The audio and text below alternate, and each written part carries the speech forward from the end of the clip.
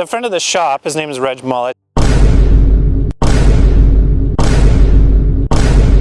He came in one day and he just came down from the top of the mountain. He said that the skies had spread and then this giant hand came down and handed him one of these, and he was super excited about it and he thought it rode really, really well. And when a guy like that comes into the shop and he's that excited about something, we definitely want to pay attention. And he'd gotten one of these, an Ochain. So what is pedal kickback and why is this such a big deal? Well, pedal kickback is a byproduct of your suspension working within the confines of having a drivetrain on the bike.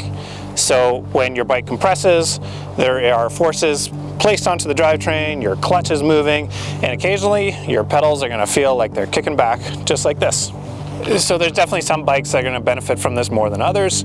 If your bike has high anti-squat values, it's going to pedal really great, but you might be more susceptible to some pedal kickback. On the other hand, if you just look at a bike with low anti-squat values, it's going to descend quite well, and you'll see this on like downhill bikes a little bit more, but they don't prioritize the pedaling efficiency so much. If you look at the leverage curves of the new Orbea Rayon, this is a pretty good example actually. They have mitigated the need for high anti-squat values, and they spec the bike with the Fox FloatX Neo, which is kind of neat.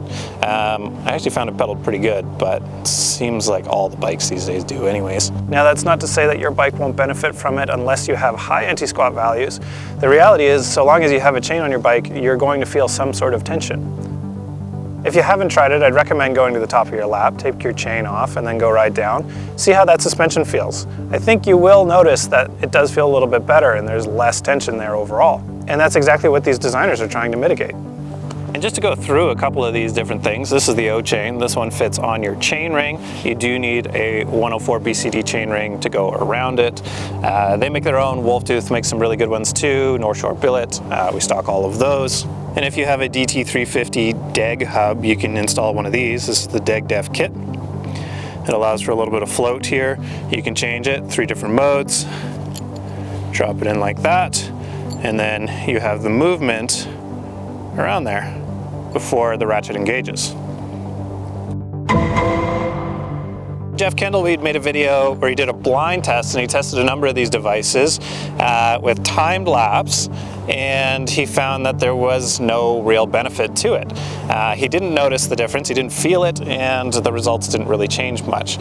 So who do you trust? Do you trust me, a guy who's trying to sell you these things? I work in a shop, there's no, we're not trying to hide that.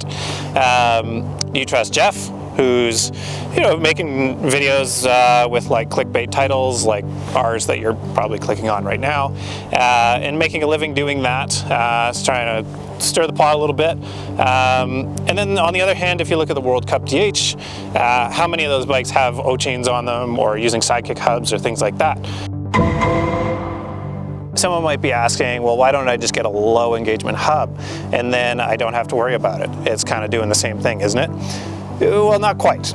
The best thing about these devices and what makes them different from a low engagement hub is that they have a consistent float that you can choose in some of them, changing the varying degrees, but you always know when it's going to engage.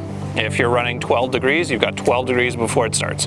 Whereas a pawl could be at anywhere in the cycle before it engages. So you don't necessarily know. It might be right about to engage, or it could still have the full travel before it starts to engage. As you can see here on this Sidekick hub, we have this little guy here that's going to float over top, and it has its own pawl.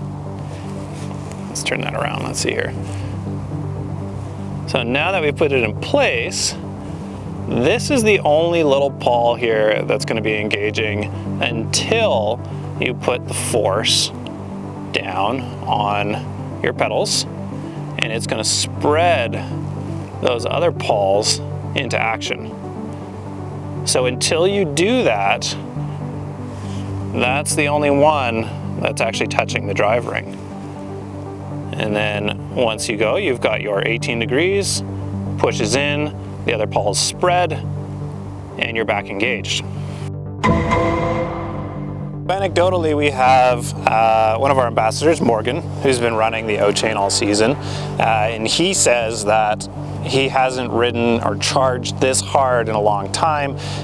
It unfortunately led him to breaking more wheels this year, so be careful, because you just might be riding faster and charging harder into sections that you hadn't before. The other one would be the owner of the shop. He's been moving his Ochain from bike to bike to bike, and is a huge fan of it. He's recently switched to the Sidekick hubs, and has been very happy with those as well.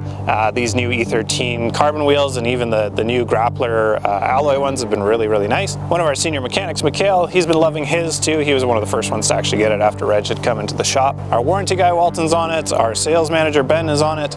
And apart from properly maintaining your suspension, we would actually go as far to say that this is probably the best upgrade that you can do for your suspension.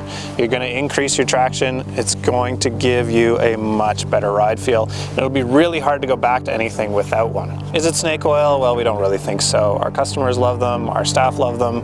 I'm going to buy one. It's probably not going to make me a better rider, but hey, life is short. If the snake oil's tasty, I'm going to probably drink some too.